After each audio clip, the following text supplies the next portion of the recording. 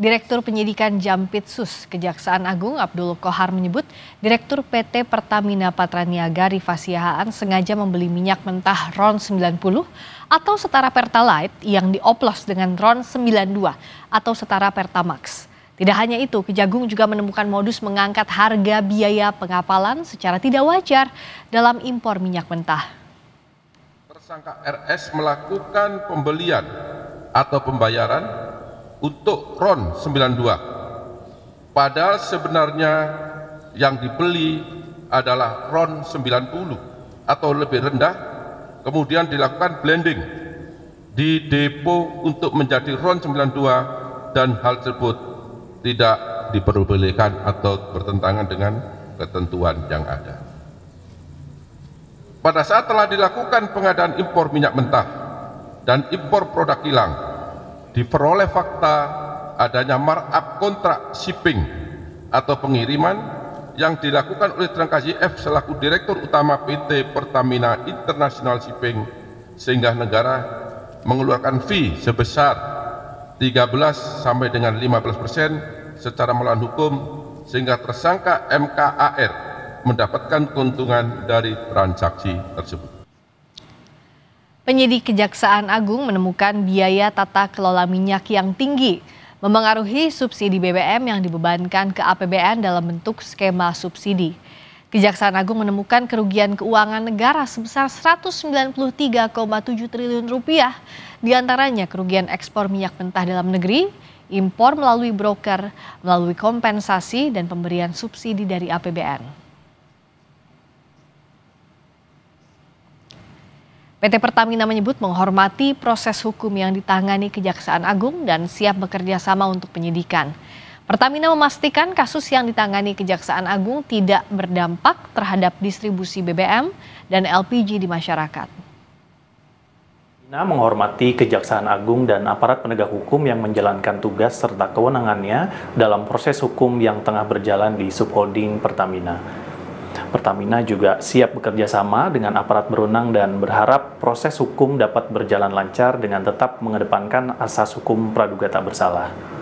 Di tengah proses tersebut, Pertamina memastikan bahwa layanan distribusi energi kepada masyarakat di seluruh Indonesia tetap berjalan lancar dan Pertamina juga menjamin pelayanan distribusi energi kepada masyarakat tetap menjadi prioritas utama dan berjalan normal seperti biasa. Lalu bagaimana modus para tersangka korupsi dalam tata kelola minyak anak usaha PT Pertamina yang merugikan keuangan negara 193 triliun rupiah lebih? Kami bahas bersama Kepala Pusat Penerangan Hukum Kejaksaan Agung, Harli Sirgar. Selamat malam Pak Harli. Selamat malam Mbak Clarissa. Ya Pak Harli, Kejaksaan Agung akhirnya mengungkap kasus ini, dari mana pintu masuknya? Nah baik, jadi dapat kami sampaikan bahwa sesungguhnya kami melakukan kajian ya, kami melakukan pengamatan soal distribusi BBM ya.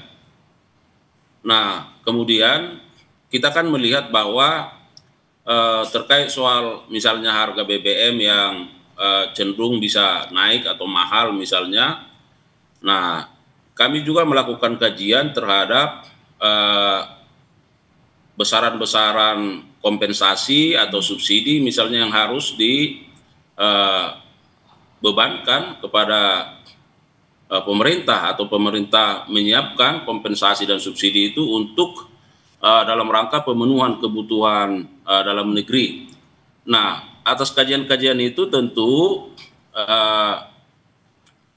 kami juga melakukan berupa tindakan-tindakan surveillance misalnya. Kalau Mbak Clarissa ingat barangkali di beberapa peristiwa ada katakan misalnya di Papua, di Palembang terkait soal dugaan kandungan minyak yang katakanlah jelek gitu. Ya. Nah, ini kan pernah juga mendapat respon luas dari masyarakat bahwa mengapa kandungan terhadap Pertamax misalnya yang dinilai kok begitu jelek. Nah, kami melihat ini kan tidak diam, melakukan pengamatan, penggambaran, kemudian mengumpulkan berbagai data kenapa harus bisa seperti itu. Sampai pada akhirnya ada linearnya, ada keterkaitan antara hasil-hasil yang ditemukan di lapangan dengan kajian-kajian yang tadi terkait misalnya kenapa harga BBM harus naik misalnya. Ya. Nah, ternyata kan ada beban-beban negara, ada beban pemerintah yang seharusnya tidak perlu, tapi karena ada sindikasi yang dilakukan oleh para tersangka ini, nah akhirnya negara harus mengemban beban kompensasi dan subsidi yang begitu besar. Tadi kan seperti yang Pak Ardi katakan tadi ada temuan, ada surveillance, ada pengawasan, lalu diteliti dari mana ini akar masalahnya. Nah, temuan-temuan itu dari daerah mana saja Pak Harli dari laporan awal pada saat itu? Nah, kalau tidak salah di beberapa tempat kan ada masyarakat ada protes misalnya soal ini kok kadar minyaknya kok jelek gitu. Di berbagai tempat kalau tidak salah ada di Papua, di Palembang, mungkin di beberapa tempat lain. Nah, itu menjadi bahan pelengkap bagi kami atas kajian-kajian yang dilakukan, misalnya kenapa ada kecenderungan minyak yang menjadi kebutuhan masyarakat ini, BBM ini selalu naik begitu, ya kan? Ya. Nah, lalu di mana masalahnya? Di mana tata kelolanya? Nah, itu yang kita trace, kita lihat dari sisi regulasi-regulasi yang ada. Nah, kemudian kita kaitkan dengan problematika yang dihadapi oleh masyarakat tadi yang mendapat atensi luas di masyarakat. Ada kecenderungan misalnya kadar BBM-nya dinilai tidak sesuai, ya, tidak sesuai. Nah, inilah yang membuat keyakinan kita setelah melakukan kajian itu ternyata mengumpulkan bukti-bukti di lapangan bahwa kami menetapkan bahwa ada peristiwa pidana di situ. Sampai kepada melakukan penyelidikan dan sikap penyidik ini dinaikkan menjadi penyidikan dan sikap penyidik hingga tadi malam melakukan penetapan terhadap tersangka dan penahanan terhadap 7 tersangka. Bicara soal perkembangan penyidikan, apakah betul kami mau mengonfirmasi Pak Hardi, apa betul ada penggeledahan lain saat ini terkait korupsi minyak mentah di rumah pengusaha minyak Riza Khalid? Tolong dikonfirmasi Bapak. Iya. Jadi kami sampaikan bahwa penyidik sampai hari ini sudah melakukan setidaknya 4 kali penggeledahan, ya, 4 kali penggeledahan di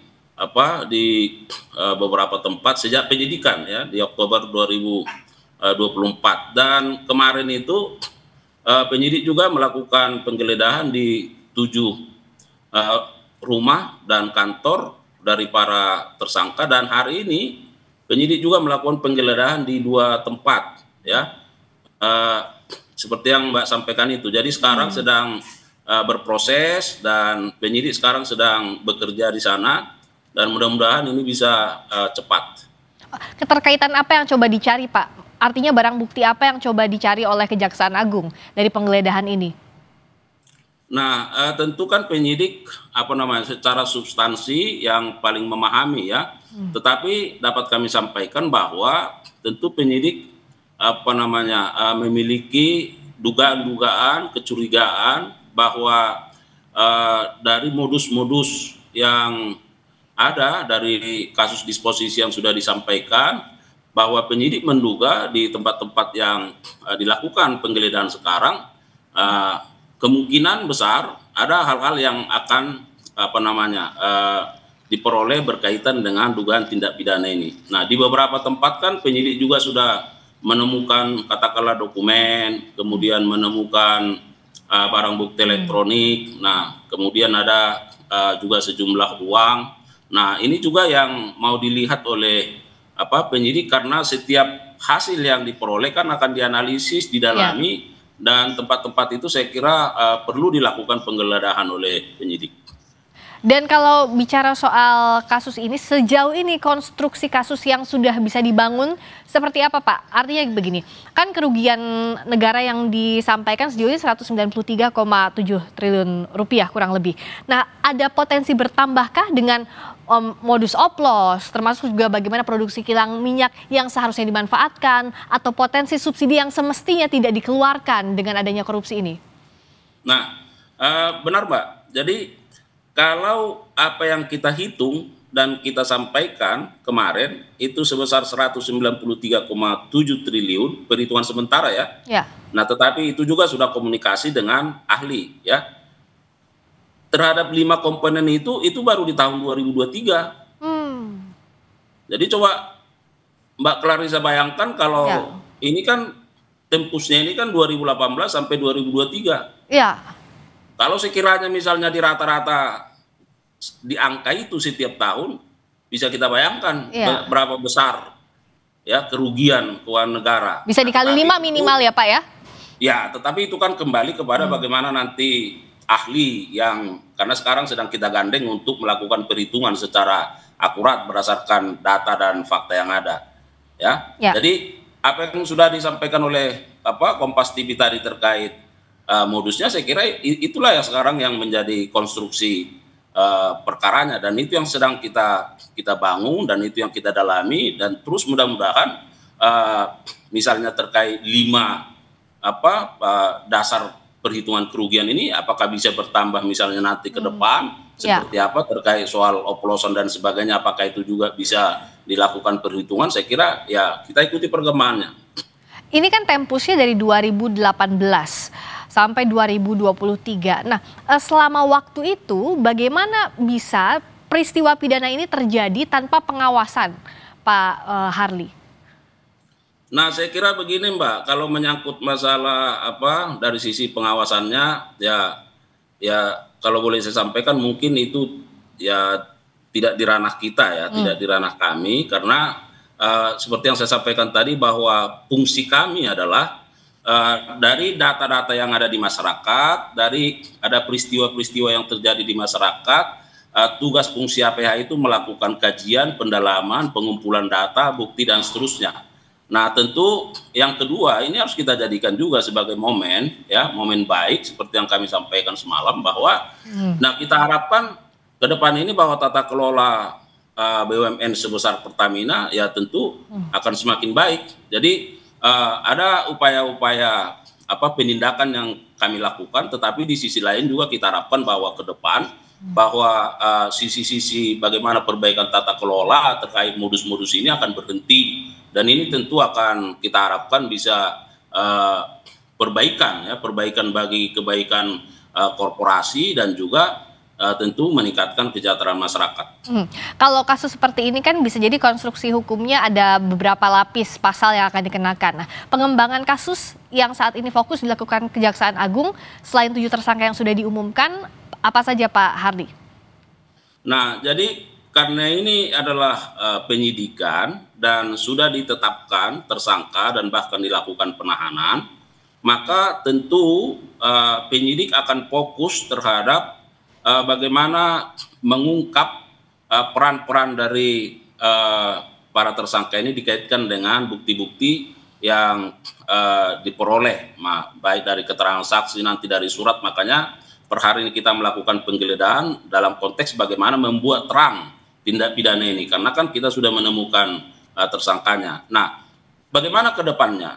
Tentu kalau penyidik fokus terhadap ke-7 tersangka, maka apakah ada pihak lain misalnya yang dapat atau tidak dapat dimintai pertanggungjawaban, itu sangat tergantung dengan perkembangan fakta-fakta atau bukti-bukti permulaan yang cukup yang diperoleh ke depannya seperti apa. Ya, tentu penyidik kan akan terus melakukan kajian dan tidak akan berhenti. Nah, apakah misalnya dari berbagai keterangan saksi nanti ternyata ada peran pihak lain di sana, atau dari bukti-bukti surat dan sebagainya misalnya ada peran pihak lain yang harus dimintai pertanggungjawaban hukum, saya kira penyidikan ini akan terus berkembang.